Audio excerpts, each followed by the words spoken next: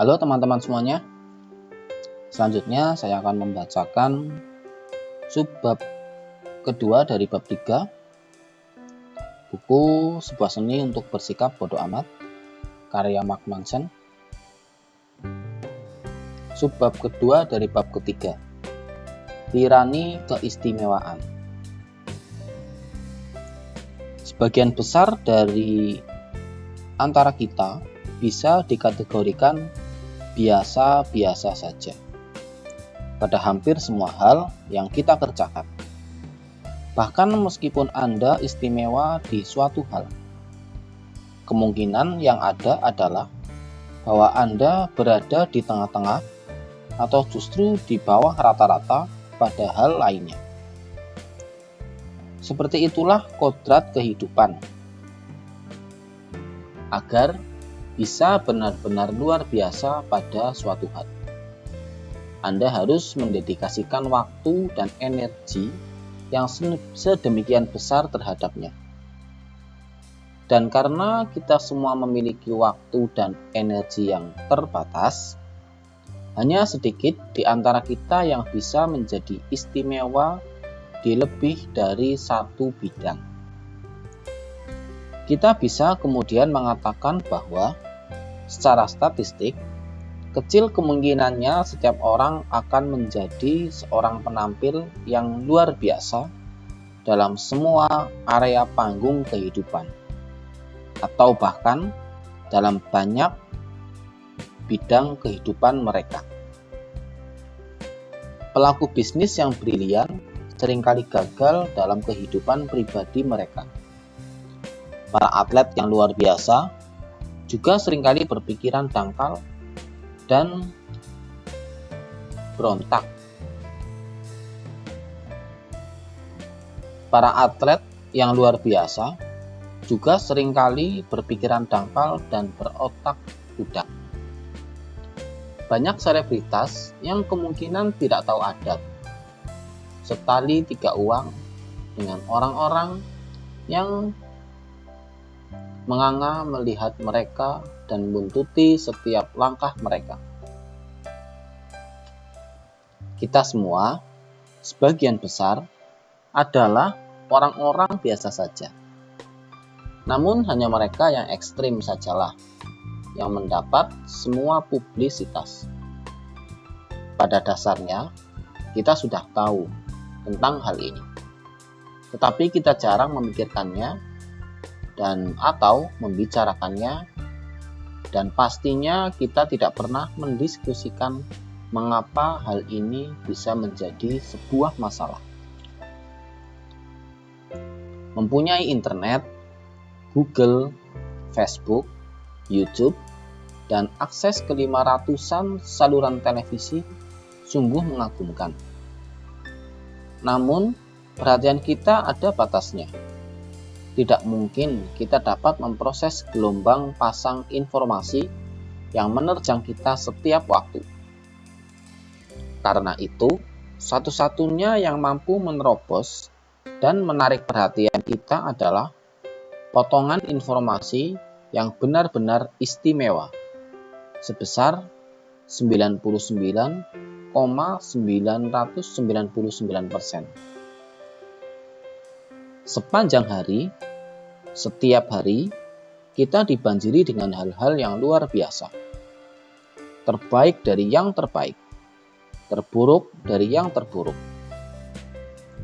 Prestasi yang paling memukau, lelucon yang paling konyol, berita yang paling mengecewakan, ancaman yang paling menakutkan, non-stop. Hidup kita sekarang ini diisi dengan informasi dari sisi ekstrem kurva lonceng pengalaman manusia. Karena dalam bisnis media, inilah yang menjadi pusat perhatian dan pusat perhatian menghasilkan uang. Itulah alasan utamanya. Padahal, mayoritas kehidupan berada di level tengah yang membosankan. Kehidupan yang tidak istimewa, tapi biasa saja. Banjir bandang, informasi ekstrem ini telah mengkondisikan kita untuk percaya bahwa keistimewaan adalah suatu standar kenormalan yang baru. Dan karena kita adalah orang yang biasa-biasa saja, luapan informasi yang memuat segala hal yang istimewa ini membuat kita merasa rapuh dan putus asa, karena jelas kita bagaimanapun juga tidak cukup bagus. Jadi, semakin lama kita semakin merasa perlu untuk mendapatkan kompensasi melalui pengistimewaan diri dan aneka ketergantungan. Kita menggunakan satu-satunya cara yang kita tahu benar, entah dengan mengistimewakan diri sendiri atau mengistimewakan orang lain.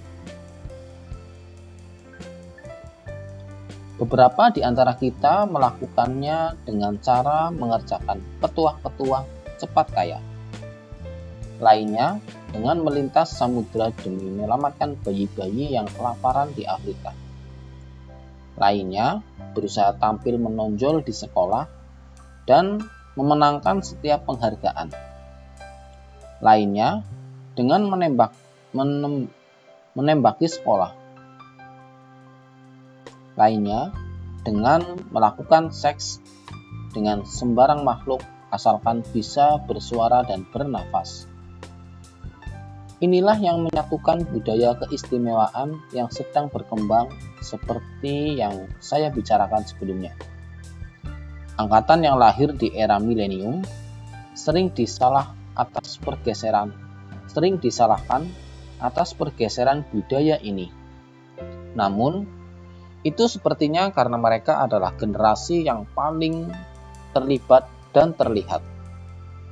Kenyataannya, kecenderungan ke arah keistimewaan ini muncul hampir di semua komunitas. Dan saya yakin ini terbuang dengan keistimewaan yang didorong oleh media massa. Masalahnya adalah bahwa menjalarnya teknologi dan pemasaran secara massal menghancurkan banyak harapan orang-orang terhadap diri mereka sendiri. Mengenang suatu keistimewaan membuat orang-orang merasa lebih buruk tentang diri mereka sendiri. Membuat mereka merasa bahwa mereka harus menjadi lebih ekstrim, lebih radikal, dan lebih percaya diri agar bisa diperhatikan atau diperhitungkan. Ketika saya masih muda, ketidaknyamanan seputar keintiman kian diperburuk dengan semua narasi tentang maskulinitas konyol yang disebarkan melalui budaya pop. Dan berbeda kisah tersebut masih beredar. Dan beberapa kisah tersebut masih beredar. Untuk menjadi seorang pria yang cool, Anda harus ikut party seperti bintang rock supaya dihormati. Anda harus digilai wanita-wanita. Seks adalah hal paling berharga yang harus dicapai oleh para pria. Dan karena itu layak untuk mengorbankan apapun, termasuk martabat Anda sendiri, demi mendapatkannya. Gempuran omong kosong yang tidak realistis dari media ini menciptakan perasaan ketidaknyamanan dalam diri kita. Dengan terlampau sering menampilkan pada kita sebuah standar yang tidak masuk akal dan mustahil dihidupi. Kita tidak hanya akan merasa terpojok oleh masalah-masalah yang tidak dapat diselesaikan. Kita juga merasa seperti pecundang karena dengan satu pencarian sederhana lewat Google saja akan muncul ribuan orang tanpa problem yang kita miliki itu. Teknologi telah menyelesaikan masalah ekonomi di masa lalu dengan memberi kita masalah psikologi baru. Internet bukan hanya menjadi sumber informasi, yang dapat diakses oleh siapa saja. Ini juga menjadi sumber ketidaknyamanan, keraguan diri, dan rasa malu bagi siapa saja. Demikian pembacaan subbab kedua dari bab 3, tirani keistimewaan. Selanjutnya subbab ketiga dari bab ketiga. Tetapi jika saya tidak akan menjadi istimewa atau luar biasa, lantas apa gunanya hidup? Akan saya bacakan di video berikutnya.